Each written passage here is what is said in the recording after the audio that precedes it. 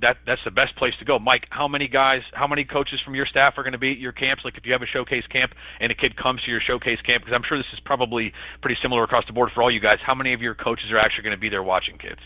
Yeah, so we have 5 coaches on our staff. We'll have typically at least 4 there at our camp. So, and then we'll have some players there always too. So, it's, again, a great way just to be seen by all of us and get a full evaluation. And, sometimes it's the initial one. We'll see a kid at one of our camps, and then we go out to see them, and then we'll go out to see them in their high school season or go see them in their travel season. Or sometimes it's final, where, we just haven't had a chance to see them, and, they can get to one of our camps, and that's great exposure. So even if it doesn't happen where you're getting a scholarship offer from a camp, at least you have a school that, West Chester is now interested in you, and now they're going to follow you through your high school, through your summer season, whatever it is, so you can kind of get on a school's radar by doing that. And especially, like he said, if you're from out of the area, if you're from Pennsylvania and you want to go play the school in a college in South Carolina, you're probably going to have to go to some camps down there, or else it's going to be really hard for those schools to see you oftentimes. Rob, what do you got? I get a little passionate about this one because of all the times I hear that we're out here to take your money and all that stuff, when the coaches on this call are probably the least in this whole racket trying to get your money. We're trying to win baseball games and build a culture and have a team. So to me, the camps, a college's campus run by the college coaches is the most valuable use of your money in this recruiting process you could do, besides whatever training and whatever you could do to get really good at baseball. Those are the 2 things that are going to help you the most. And that's not to come to USF camp. It is you do some don't do them as freshmen and sophomores. They're a little less valuable then. But do some research and start looking at schools you really want to play baseball at and go to.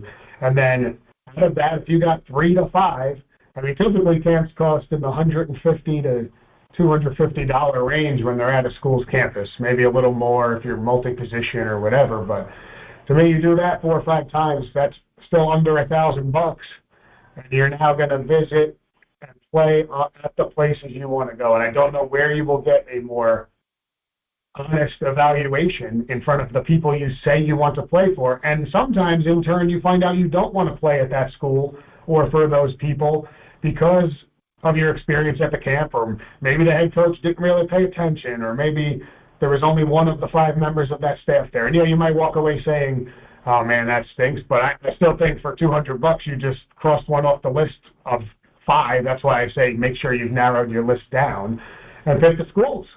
We will always have our entire staff at every camp. It's the most valuable thing we have because we're not in a place where we can just pick talent. We have to pick the person and the human, and they got to fit into what we're trying to do, and they got to want to learn. I've crossed kids off a list at a camp because in hour 3 they can't pay attention anymore, and it's like, oh, we run our camps like we run every day at practice. So if you can't do this, that was valuable for us too. So hate to jump in there, but I get real passionate about the camps and the quote-unquote waste of money.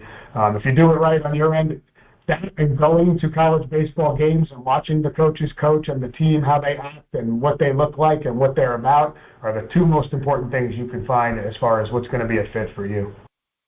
This is great. And guys, this is probably going to be one of our longest forums because it is kind of general. We're trying to touch on a lot of general topics. So the other forums are going to be a lot more specific. So they're not going to be this long. So if we go a little bit over an hour today, I don't mind that because I think this is important stuff. Coach Ballmer, you wanted to say something there. Yeah, I want to kind of piggyback on the camp thing because in the last, and thinking of more from the player side, in the last 2 seasons, we've had 4 players go to Division I camps and get offered scholarships out of those camps. So if you have a place that you are really interested in going, and we don't really have them. I can't think of a better way for you to be seen than to actually go to their camp. And it's worked for 4 of our guys in the last 2 years. This is junior college guys going to Division I camps and getting recruited out of there. Yep.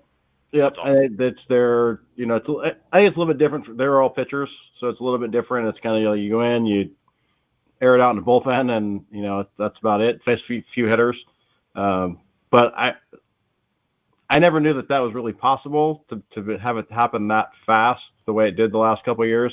But 4 guys in 2 years getting Division I scholarships is a pretty good commercial, in my opinion. Especially as a pitcher, you go and you show some arm talent. You can get yourself recruited in a hurry. Gabe, why don't you wrap this up for us, this part? Yeah, I just wanted to say to the camps, I know for us, we signed about 25% of our class out of the camp this year. We ran one this fall, and all of our coaching staff was at it, and 25% of our high school class came from that camp.